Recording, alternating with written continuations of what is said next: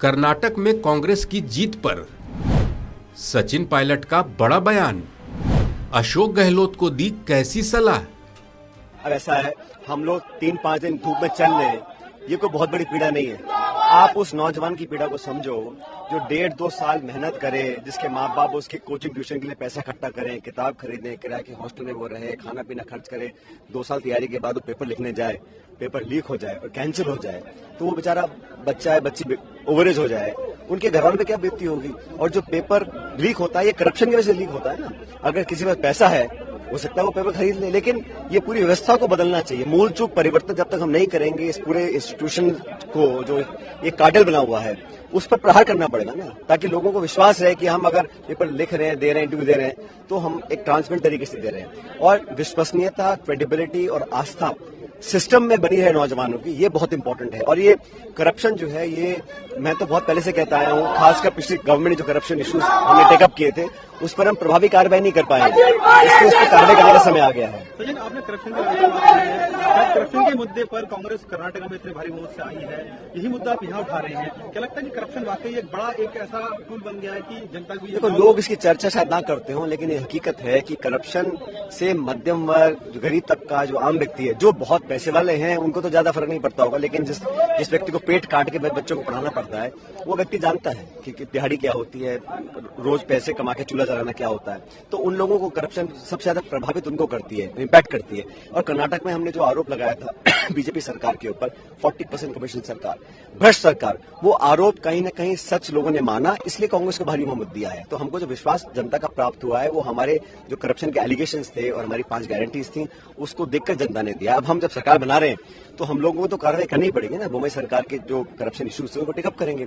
ठीक वही मांग मैं राजस्थान में जो कर रहा हूँ, पिछले 4 साल से कर रहा हूँ।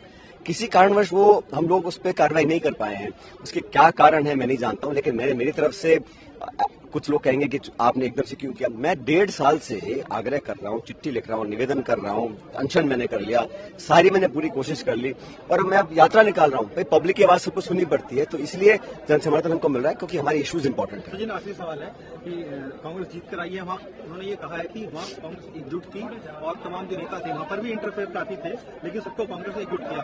राजस्थान में भी वो इसी तरीके से करेंगे कि चाहे आपके इश्यूज हो या गहलोत साहब के इश्यूज हो, उन सबको एक ऐसा होता है जब हम सरकार में होते, गवर्नमेंट में होते हैं, तो प्रदेश का मुखिया, प्रदेश का चेहरा मुख्यमंत्री होता है। 2018 में हम विपक्ष में थे, मैं प्रदेश का अध्यक्ष था, तो मेरी जिम्मेदारी थी, मैं सबके पास गया, मैंने हाथ जोड़ के निवेदन किया, छोटे बड़ों को मनाया, नेताओं को, क्योंकि मैं उस वक्त पार्टी का अध्यक्ष था, मेरी जिम्मेदारी थी। सबको साथ लेकर लड़े और हम सरकार बना गए।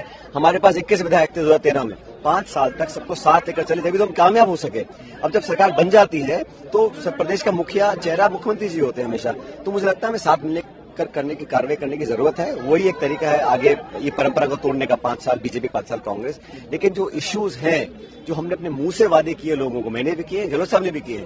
वसुंधरा जी पे आरोप लगाया ना हमने, खान घोटाला, बजरी घोटाला, लैंड घोटाला, शराब माफिया, सदन के अंदर लगाए हैं, हर पब्लिक मीटिंग में लगाए, प्रेस कॉन्फ्रेंस में लगाए हैं। अब 4.5 साल बाद हम कार्रवाई नहीं करेंगे तो जनता के बाद जब वोट लेने जाएंगे क्या बोलेंगे हम?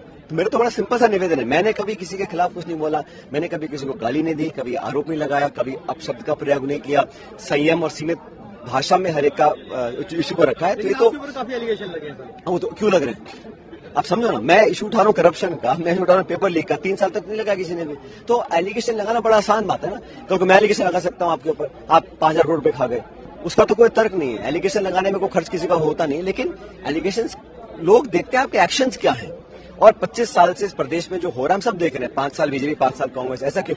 तो लोगों में हमारे विरोधी भ्रम फैला सकते हैं कि हो सकता है कुछ अंडरस्टैंडिंग हो। अगर हमको वोट लेना है जनता का दोबारा से, तो हमको प्रूव करना पड़ेगा कि हमारी अंडरस्टैंडिंग नहीं है।